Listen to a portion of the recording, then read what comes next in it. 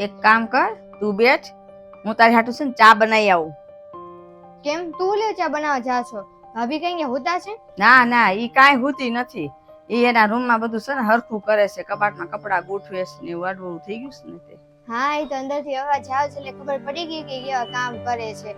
આ નવી નવી વહુ આવે છે ને તેની સાઈડ લેવા મમ્મી તું. કામ કરીએ તો કામ પૂરું થાય ને. પછી ક્યાંક જવું હોય ને તારે બધું છે ને કપડાની એવું નથી જડતું. આડું નવળું પડ્યું હોય ઘરમાં, ક્યાંય જડે નહીં ને ઉતાવળ હોય એટલે બધું છે ને નિરાત હોય ને ત્યાં બધું ગોઠવી નખાય. તારી ભાભી ભલે કામ કરતી, હું તારી હાટુ ચા બનાવી આવું. મારે કઈ ચા નથી પીવી હવે, મારું મૂડ જ નથી ચા પીવાનું. અને એને કઈ શીખવાડ્યું ચા બનાવવાનું ઓળખી રીતે કે નહીં? હું વાત કરે છો? એને તો બહુ સારી ચા બનાવતા આવડે છે.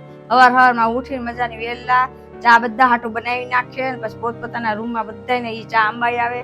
તાર પપ્પા છે ને ગેલેરીમાં બેઠા હોય સાપુ વાંચતા હોય એને અંબાઈ આવે અને મને દે છે મારા રૂમમાં અને સરસ ચા બનાવે. એવું? બહુ સારી બહુ મળી ગઈ લાગે છે તને તો. અરે નમસ્તે દીદી. લે આવી ગયા ભાભી તમે? તો હું હતા એવું લાગે છે મને. અરે નાના દીદી, મેં તને હમણાં તો કીધું તું કે એને અંદર કામ કરે છે અને તે પાછું એને પૂછ્યું મજાક કરે છે ને યાર. ઠીક, રૂમ હારો કરતા હતા તમે એમ? તમને કેમ છે? હારું છે ને? હા હા, મને તો હારું જ છે. તમે જો અહીંયા મન લાગે છે ને તમારું? હા હા, મને અહીંયા હારું ફાવી ગયું છે.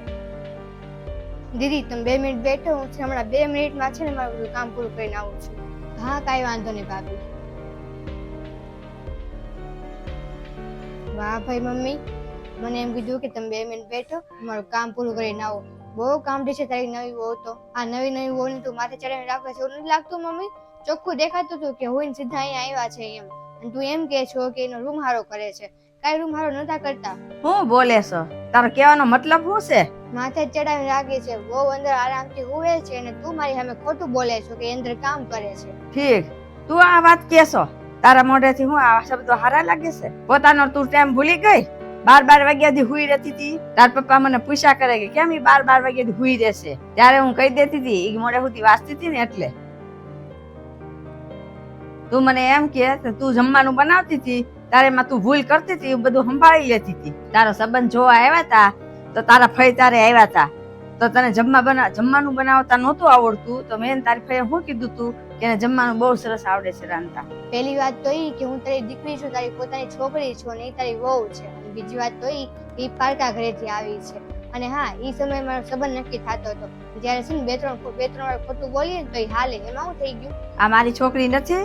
આમે વાળે તો વિદાય આપી દીધી છે. હવે આ એનું ઘર છે અને આ મારી છોકરી કહેવાય છે. હવે તું જ મને કે ભવિષ્યમાં છે ને મારે કાંઈક તકલીફ આવી, કાંઈક હાચા મંદા થયા તો મારી હારે કોણ રહેશે? ઈ જ રહે મારી હારે. કાંઈ તું થોડી આવીશ? તું તો મહેમાનની જેમ આવીશ અને વહી જઈશ. તું છે ને મારા ઘરમાં આવી બધી વાત ન કર.